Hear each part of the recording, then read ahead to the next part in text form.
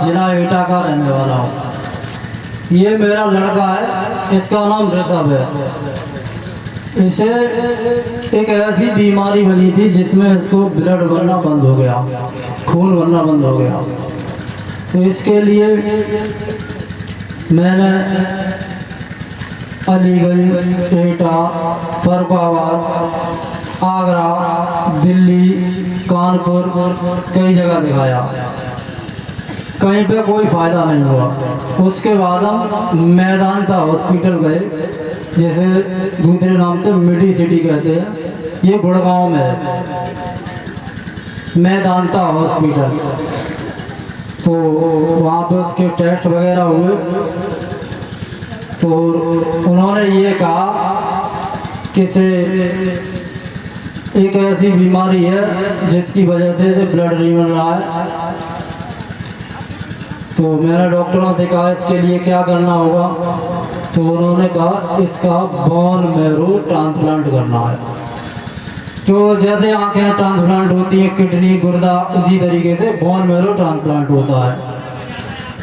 तो मैंने पूछा कि डॉक्टर साहब इसके लिए कितना खर्चा हो जाएगा, तो उन्होंने कहा कि इसका 60 लाख रुपए का पैकेज है। अगर नॉर्मल होता तो 60 लाख रुपए का पैकेज है, पता नहीं कितना ऊपर बढ़ जाए, ये बात की बात है। फिर उसके लिए बोन मैरो के लिए कहा कि अगर तुम्हारे घर में तुम्हारा बेटा या तुमसे या तुम्हारे घर से किसी से बोन मैरो मिलेगा तब ट्रांसप्लांट होगा। तो हमारा इससे छोटा बच्चा, एक लड़की है, उसका बोन मैरो मतलब मैच नहीं खाया। एक टेस्ट 90,000 रुपये का होता था, तो अदर के टेस्ट घर वालों के करवा भी नहीं सकते थे, और डॉक्टरों ने भी कह दिया था इसमें फादर से या मदर से या मतलब बच्चों से ही मिलते हैं, बाहर से अदर 20% ही मिलेंगे। तो हमारे डॉक्टर ने वो नेट पे डाल दिया, नेट पे डाल दिया, तो कहीं भी डोनर हिंदुस्तान में नहीं मिला। सऊदी अरब में एक डोनर था, जो चीनिया लोग कहते हैं काले काले होते हैं बहुत। तो सऊदी अरब में एक डोनर मिला, तो उससे बात हमारे डॉक्टर ने करवाई कि कैसे ऐसे डोनेट कर दोगे बोन मैरो।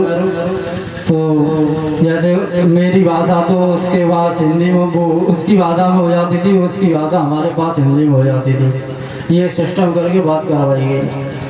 तो उसने कहा कि इसको बोन मैरो ट्रांसप्लांट डोनेट करने के लिए मैं 80 लाख रुपए दूँगा।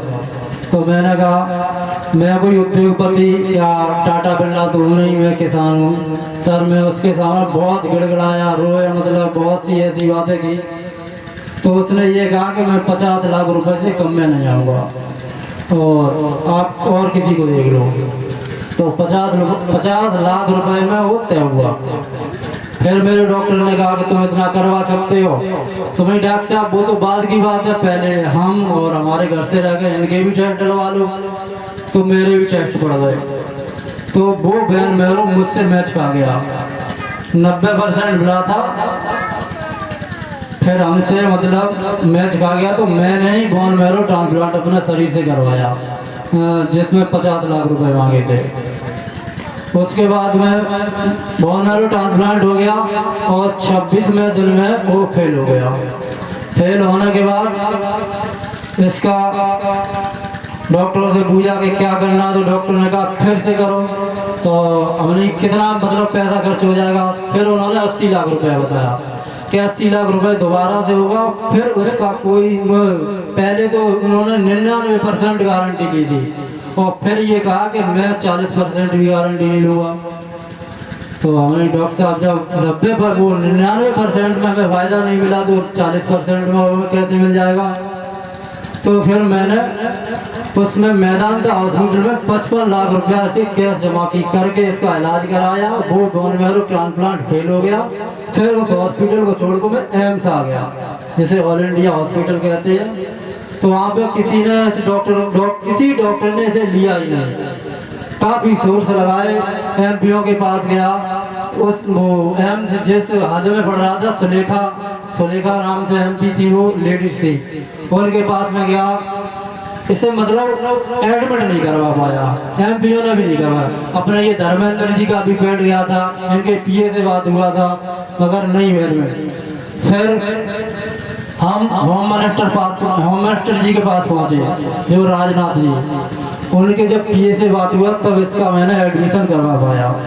तो डॉक्टर ने ये इसलिए मना कर दिया था, डॉक्टर ये कह रहे थे इसमें कुछ है ही नहीं, जो काम आप सरकारी में कराएंगे वो आपने प्राइवेट तौर से करवा लिया, तो हम क्या कर सकते हैं। यहाँ हमारी नौकरी की वजह है, नौकरी भी जा सकती है। तो मेरी भी हटी ये थी कि मैं ऐसे घर को लेके बैठ नहीं सकता था, बच्चा था, कुछ भी करना था, कैसे भी करना था, इसका इलाज होना था। उसको चलते हुए जब एडमिट हुआ तो डॉक्टर ने ये कहा कि इसे मार्च से पहले मैं कोई मेडिसिन नहीं दूंगा, मार्च से। तो जनवरी के महीने में इसका जन्मदिन आता है, जन्मदिन का टाइम था, तो 31 दिसंबर को इस पर ब्लड चढ़ा, और इस पर ब्लड तो हर 8 और तीसरे दिन पर चढ़ता ही था। 8 दिन तो कटते ही नहीं थे, प्लेटलेट और ब्लड। 8वें दिन इस पर 2 यूनिट 1 यूनिट चढ़ना है, प्लेट अलग। चढ़ते चढ़ते काफ़ी दिन हो गए, 6-7 महीने हो गए थे, और 1 साल हॉस्पिटल मेदांता में इलाज चला था, उससे पहले और चला था। फिर इसका जन्मदिन आया तो डॉक्टरों ने कह ही दिया था इसका कोई चांस नहीं है, आप इलाज करवा रहे हो, आपने इतना बड़ा सोर्स लगा लिया, करना पड़ेगा, और आपको इमरजेंसी से लगा के कैसी भी कोई ज़रूरत है आपको मिलेगी, मगर मार्च से पहले से कोई वैक्सीन या मेडिसिन वो इस पर चढ़ने वाले नहीं दूंगा, और कि कुछ भी दे सकता हूँ। तो इसका जन्मदिन आया 9 जनवरी को होता है, तो इसे मैंने 1 जनवरी को घर भेजा, और मैं 3 जनवरी को आ गया। तो हमारे भाई हैं, ताऊ के लड़का, उनका नाम हमवीर सिंह है, उन्होंने ये कहा कि ऐसा करो इस बच्चे को लेके बरेली चलो। तो हमने वो भाई साहब कल नहीं चलेंगे, तो 7 जनवरी थी, तो उन्होंने कहा 8 जनवरी को चलेंगे, तो नहीं आज ही चलते हैं। तो हम लोग 7 जनवरी को पहुँचे। ये बाबा भोली बाबा अर्जुनपुर के, ये भी साथ में थे, ये हमें लेके गए थे। तो हम बरेली पहुँचे गुरुजी के पास, तो हम 10-12 लोग थे। गुरुजी से बहुत बहस हुई, कोई कहता है कि इसमें 8 दिन में ब्लड चढ़ता है, गुरुजी ये कैसे होगा, वो कैसे होगा। तो गुरुजी ने कहा प्यारे पता नहीं आप लगने में और खुलने में क्या हो जाए, उसका कोई पता नहीं है। फिर बहुत सी बातें ऐसी होती रही, तो गुरुजी ने इसे 7 जनवरी को दूसरा जन्मदिन दे दिया, और जो बोन मैरो ट्रांसप्लांट फेल हुआ था वो भी पास कर दिया। बोलिए ओम विष्णु हरि घट घट वासी की, बोले सच्ची दरबार।